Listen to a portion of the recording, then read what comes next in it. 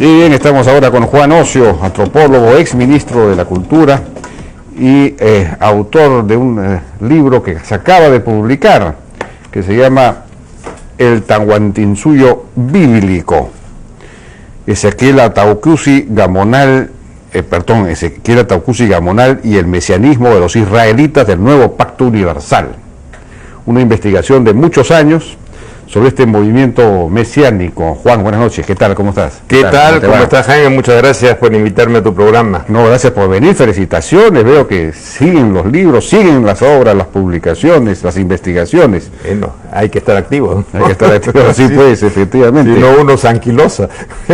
Bueno, brevemente, ¿cuáles son los elementos, digamos, centrales de este movimiento? Esta religión es una religión peruana, pero claro, con elementos bíblicos, pero también tahuantinsuyanos, ¿no? Es una cosa...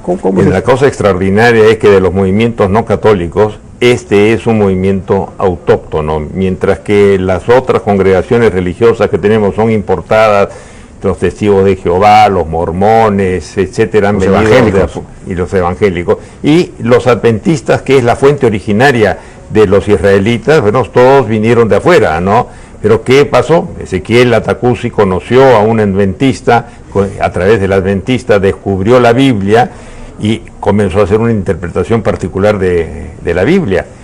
Los adventistas no aceptaron la interpretación que él hacía, las prédicas que desarrollaba, y él se separa de los adventistas, es seguido por un grupo de acólitos y él crea pues esta nueva congregación, pero con esta congregación ya bajó la ideología que tenía Ezequiel Atauqusi, que era un hombre originario de una población andina en las alturas de Arequipa, en la provincia de La Unión, una comunidad muy pequeña, Huargua, ¿no?, que es quechohablante. Él aprende el castellano a los 5 años de edad, su instrucción llega hasta el 5º de primaria, tuvo que abandonar los estudios para ayudar a su madre a colaborar con su madre en la crianza de sus hermanos.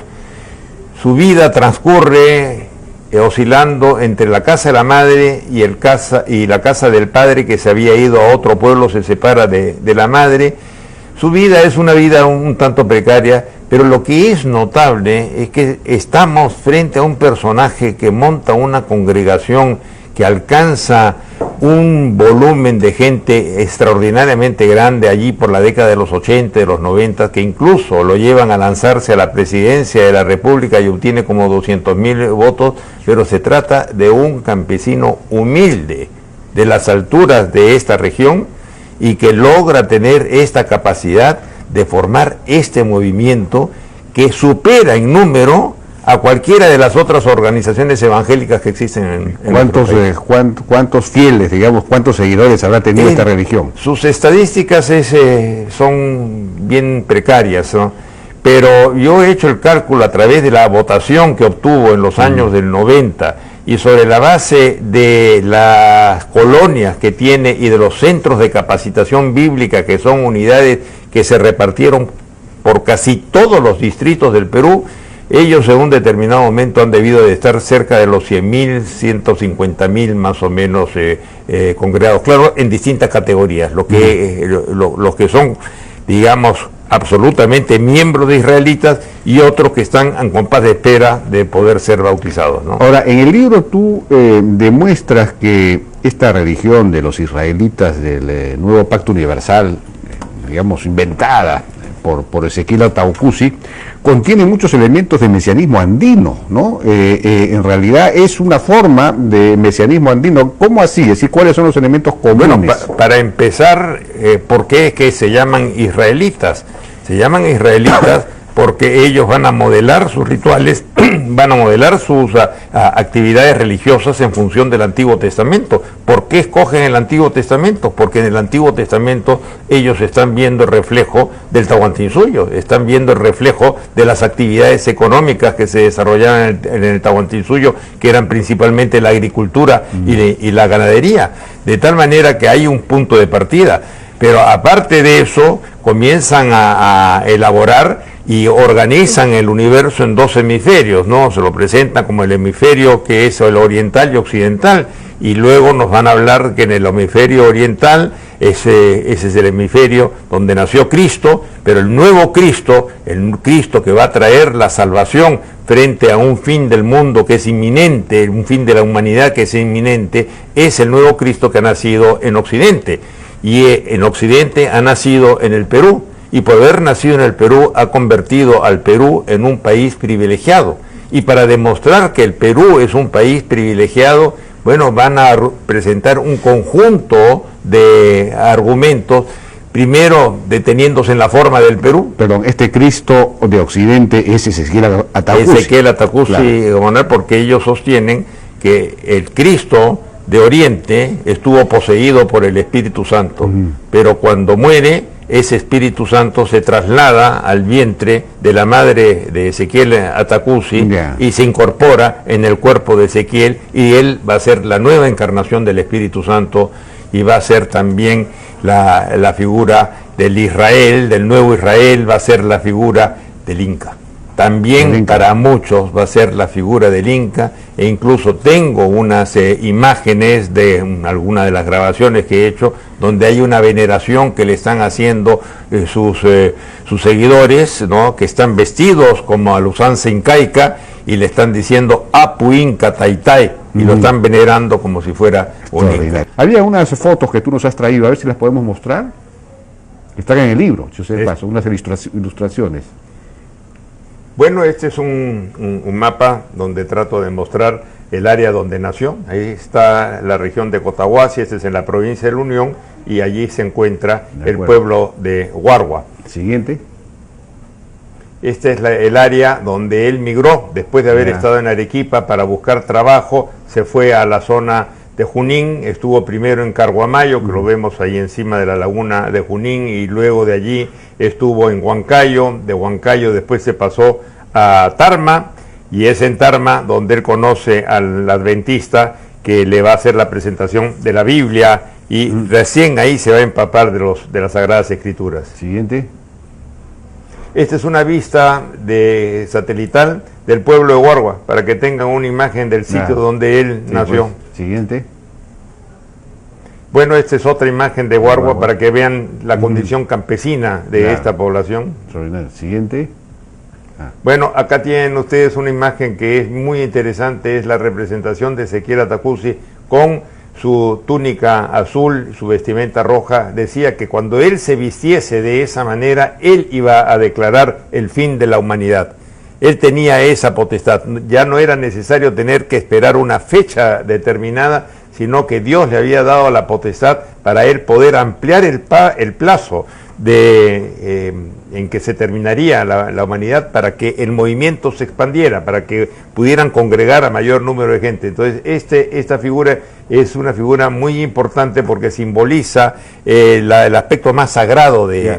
Pero él se vistió así y nunca se vistió así, es simplemente una imagen de cómo sería cuando... de acuerdo. Siguiente.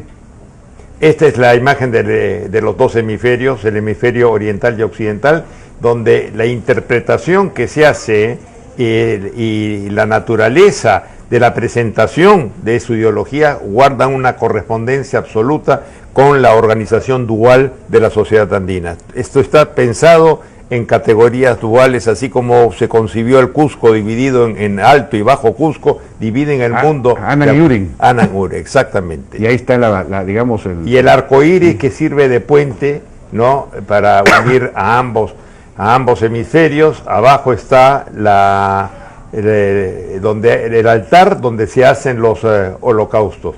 Y por supuesto la paloma que simboliza el Espíritu Santo, ¿no? Ajá, de acuerdo. Siguiente, ¿hay más? Bueno, acá ven el Perú. El Perú invertido tiene la forma de Ezequiel Atacusi y los animales bíblicos. Entonces ven cómo el Perú es un país elegido. Privilegiado. De acuerdo, interesante. Siguiente.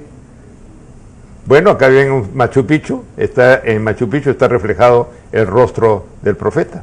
Pero está alterada esa foto, ¿no? Bueno, un poquito la han alterado, pero han tratado de encontrar en Machu Picchu la concordancia entre Ezequiel Atacusi, Atacusi asociado con los incas, y acá hemos hecho una superposición del rostro, que es lo que está en la carátula del libro, y como ven el rostro de Machu Picchu, ¿no? Ajá. ¿Y hay otra más? No. Bueno, este es un adicional donde tenemos todos los símbolos del mundo andino, Ezequiel Atacusi con esta vestimenta que les menciono, y allí está su hijo, el sucesor, que se llama Jonás Ezequiel. Estas ya son interpretaciones modernas, y allí están las distintas figuras del Perú como el país privilegiado. ¿Hay más? A ver. Bueno, esta es la adoración que menciono, la adoración que le hacen a Ezequiel Atacusi, diciéndole Inca. Ajá. Apu Inca Taitai, le están diciendo, hablándole en quechua, ¿no? Ajá, interesante. ¿Y esto dónde es?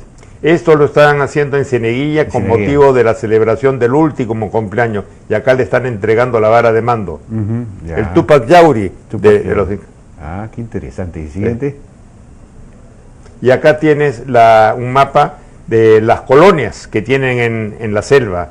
Tienen alrededor de 42 colonias, ahora son más, creo, 46 colonias, porque ellos consideran que van a esperar el fin de la humanidad en la selva. De la selva van a ser transportados a Canaán. Canaán es el punto de salvación de la humanidad. Yo me acuerdo en los 80, cuando yo trabajaba en la presidencia del Consejo de Ministros, estaba a cargo de los proyectos especiales, había el proyecto Pichis Palcasu. Sí. Entonces tuve que hacer una inspección y fui en un pequepeque, no sé si era por el río Pichis o del Palcasu, no me acuerdo cuál de los dos, y de pronto se desata un aguacero tremendo y tuvimos que acoderar en una orilla, en un pequeño, no, ni siquiera era un embarcadero, y bajamos y veo para mi sorpresa que había unas mujeres vestidas como la Virgen María, digamos, y subo a la explanada y estábamos en medio de un aguacero tremendo y me encuentro con una arca de Noé, con una arca enorme, que tendría pues 40 metros por lo menos de eslora, y enorme, y en medio del diluvio, yo estoy alucinando, estoy en un sueño, hay un diluvio y estoy viendo el arca de Noé, voy a trepar de una vez antes de que... Y había un montón de gente efectivamente vestida como se vestirían los judíos en la época bíblica, efectivamente, ¿no? Y pregunté y me dijeron, estos son los cunchis. Les llamaban los cunchis, los que no eran cunchis les llamaban los cunchis. Todos eran estos, una colonia, como tú dices, una comunidad, que vivían en comunidad, con sistemas de reciprocidad. Maravilloso el modelo de las colonias, porque están organizados de acuerdo a los esquemas andinos. Las agrupaciones sociales que existen en las colonias son los ayllus, ellos se dividen en ayllus. El sistema es que nadie es propietario de nada, todo es colectivo, la propiedad es colectiva, y lo que producen... todo va a una cooperativa.